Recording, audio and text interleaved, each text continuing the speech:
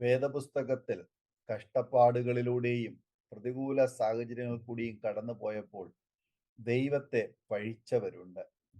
ഇയ്യോബ് വേദനയിലൂടെ കടന്നു പോയപ്പോൾ ഇപ്രകാരം പറഞ്ഞതായി നാം കാണുന്നു. അനന്തരം ഇയ്യോബ് വായ് തുറന്നു തന്റെ ജന്മദിവസത്തെ ശപിച്ചു. ഇയ്യോബ് പറഞ്ഞത് എന്തെന്നാൽ, ഞാൻ ജനിച്ച ദിവസവും ഒരു ആൺ ഉൽപ്പാദിച്ചു എന്ന് പറഞ്ഞ രാത്രിയും നശിച്ചു പോകട്ടെ. ആ നാൾ ഇരുണ്ടു പോകട്ടെ. മേലിൽ നിന്ന് ദൈവം അതിനെ കടാക്ഷിക്കരുതേ. പ്രകാശം അതിന്മേൽ ശോഭിക്കുകയും അരുതേ. യോബ് 3:1-4 വരെയുള്ള വചനങ്ങൾ. 11-ാം വാക്യത്തിൽ ഇയ്യോബ് പറഞ്ഞു, ഞാൻ ഗർഭപാത്രത്തിൽ വച്ച് മരിക്കാത്തത് എന്ത്? ഉദരത്തിൽ നിന്ന് പുറപ്പെട്ടപ്പോൾ തന്നെ പ്രാണൻ പോകാതെ ഇരുന്നത് എന്ത്? ഇയ്യോബ് 3-ാം അധ്യായം മുഴുവനും പരാതിയുടെയും രോദനങ്ങളുടെയും അധ്യായമാണ്. ഇനി യിരെമ്യാവ് പ്രവാചകനിലേക്ക് നമുക്ക് നോക്കാം. ഗർഭത്തിൽ വച്ച് തന്നെ ദൈവത്തിന്റെ തിരഞ്ഞെടുപ്പ് കിട്ടിയവൻ. ആ പ്രവാചകൻ പറയുകയാണ്, ഞാൻ ജനിച്ച ദിവസം ശപിക്കപ്പെട്ടിരിക്കട്ടെ. എൻ്റെ അമ്മ എന്നെ പ്രസവിച്ച ദിവസം അനുഗ്രഹിക്കപ്പെടാതിരിക്കട്ടെ. നിനക്ക് ഒരു മകൻ ജനിച്ചിരിക്കുന്നു എന്ന് എൻ്റെ അപ്പനോട് അറിയിച്ചു. അവനെ ഏറ്റവും സന്തോഷിപ്പിച്ച മനുഷ്യൻ ശപിക്കപ്പെട്ടവൻ. യിരെമ്യാവ് 20:14-15 വചനങ്ങൾ.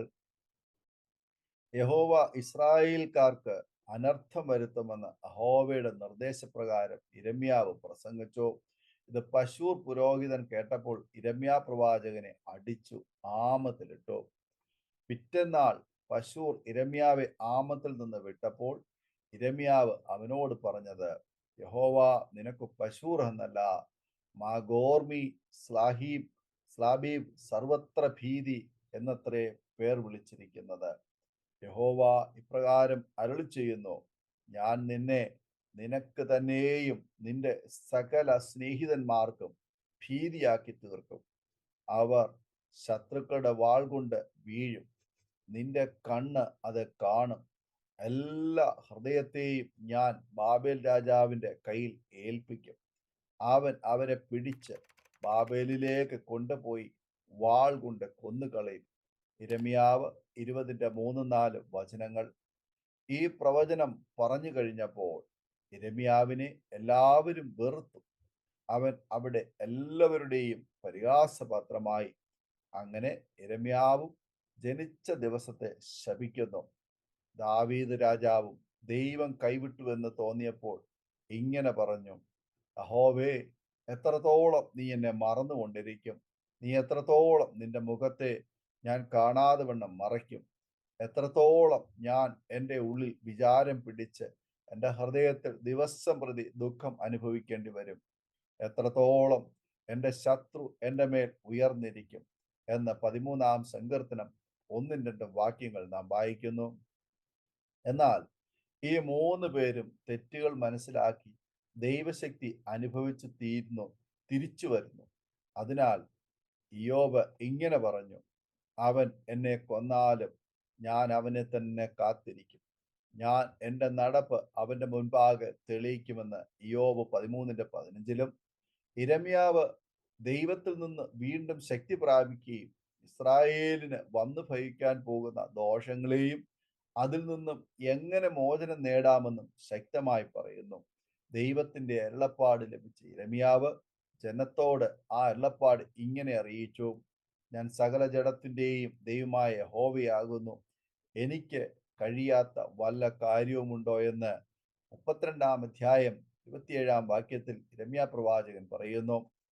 ദൈവം മറന്നുപോയി എന്ന് പരാതി പറഞ്ഞ ദാവീദ് തന്റെ കഷ്ടകാലങ്ങളെ അനുഗ്രഹിച്ച് ഇങ്ങനെ പറഞ്ഞു, നിന്റെ ചട്ടങ്ങൾ പഠിപ്പാൻ തക്കവണ്ണം ഞാൻ കഷ്ടതയിലായിരുന്നത് എനിക്ക് ഗുണമായി എന്ന് 119-ാം സങ്കീർത്തനം അതിന്റെ 71-ാം വാക്യത്തിൽ നാം വായിക്കുന്നു. ജീവിതത്തിൽ ഒരുപാട് കഷ്ടങ്ങളിലൂടെ കടന്നു പോകുമ്പോൾ ജന്മദിവസത്തെ ശപിക്കുന്നവരുണ്ട്. ജന്മം തന്ന മാതാപിതാക്കന്മാരെ ശപിക്കുന്നവരും ഉണ്ട്. മക്കളിൽ നിന്നും വേദനാജനകമായ അനുഭവങ്ങൾ വരുമ്പോൾ അവരെ ശപിക്കുന്നവരുമുണ്ട്. മറിച്ച് മാതാപിതാക്കന്മാരിൽ നിന്നോ മറ്റുള്ളവരിൽ നിന്നോ തിക്ത അനുഭവങ്ങൾ വരുമ്പോൾ അവരെ പഴിക്കുകയും ശപിക്കുന്നവരും ഉണ്ട്. നമ്മുടെ ഹിതത്തിനനുസരിച്ച് കാര്യങ്ങൾ നടന്നില്ലെങ്കിൽ ദൈവത്തെ ശപിക്കുകയും ദൈവത്തെ കൈവിടുന്നവരും ഉണ്ട്. എന്നാൽ നാം നിരാശയും ശാപവും പറഞ്ഞിരിക്കേണ്ട. മരത്തിന്മേൽ തൂക്കപ്പെട്ടവനാണ് ശപിക്കപ്പെട്ടവൻ. പാപത്തിന്റെ ഫലമായി ഭൂമിയിൽ മുള്ളും പറക്കാരയും മുളച്ചു. ആ മുള്ളിനെ നമ്മുടെ അരുമനാഥൻ തലയിൽ വഹിച്ചു, നമ്മുടെ ശാപങ്ങൾ വഹിച്ചു. മരത്തിന്മേൽ തൂങ്ങുന്നവൻ എല്ലാം ശപിക്കപ്പെട്ടവൻ എന്ന് എഴുതിയിരിക്കുന്നത് പോലെ ക്രിസ്തു നമുക്ക് വേണ്ടി ശാപമായി തീർന്നു. ന്യായപ്രമാണത്തിന്റെ ശാപത്തിൽ നിന്ന് നമ്മെ വിലയ്ക്ക് വാങ്ങിയെന്ന് ഗലാത്യർക്കെതിരെ 3-ാം അധ്യായം 13-ാമത് വാചനത്തിൽ നാം വായിക്കുന്നു. യേശു നമ്മുടെ സകല ഭാരവും ശാപവും പാപവും വഹിച്ചതിനാൽ ഇനി നമുക്ക് ഒരു ശാപവും ഇല്ല. ക്രിസ്തുവിലുള്ളവർക്ക് ശാപം പറ്റുകയില്ല. ജീവിതത്തിൽ പഴി പറഞ്ഞിരിക്കുകയും വേണ്ട. സകല ചിന്താകുലങ്ങളും അവന്റെ മേൽ ഇട്ടുകൊള്ളുക. അവൻ നിന്നെ പുലർത്തും എന്ന് വഴി നടത്തും. അതുകൊണ്ട് യോബ് പറഞ്ഞ പോലെ നമുക്കും ധൈര്യത്തോടെ പറയാം, അവൻ എന്നെ കൊന്നാലും ഞാൻ അവനെ തന്നെ കാത്തിരിക്കും. ഞാൻ എൻ്റെ നടപ്പ് അവന്റെ മുൻപാകെ തെളിയിക്കും. യോബ് 13-15 വചനം. ഈ വചനങ്ങളാൽ ദൈവം നമ്മെ അനുഗ്രഹിക്കുമാറാകട്ടെ. ആമേൻ. ഓർമ്മയുടെ മനോരഥത്തിൽ മായാത്ത ഓർമ്മയ്ക്കായി അരോമ മാട്രിമോണിയിൽ നിന്നും ജീവിത പങ്കാളിയെ കണ്ടെത്തൂ. നിങ്ങൾ ഒരു ക്രിസ്തീയ ജീവിത പങ്കാളിയെ അന്വേഷിക്കുകയാണോ? അതോ മക്കൾക്ക് അനുയോജ്യമായ ഒരു തക്ക തുണയ്ക്ക് വേണ്ടി പ്രാർത്ഥിക്കുന്ന വ്യക്തിയാണോ? എങ്കിൽ അരോമ മാട്രിമോണി നിങ്ങൾക്ക് വേണ്ടിയാണ്. ഇന്നു തന്നെ സൗജന്യമായി രജിസ്റ്റർ ചെയ്യൂ. അരോമ മാട്രിമോണിയുടെ പ്രത്യേകതകൾ: രജിസ്ട്രേഷൻ തികച്ചും സൗജന്യം. ലോകത്തെവിടെയുമുള്ള അനുയോജ്യമായ ക്രിസ്തീയ ജീവിത പങ്കാളിയെ തിരഞ്ഞെടുക്കാം. വിവാഹം നടക്കുന്നതുവരെ സർവീസ് ലഭിക്കുന്നു. ഏറ്റവും ചെറിയ പാക്കേജുകളും തിരഞ്ഞെടുക്കാം. അരോമ മാട്രിമോണി നിങ്ങൾക്കായി ഒരുക്കുന്നു വിവാഹം പരമാനന്ദം. Email aroma matrimony2020@gmail.com.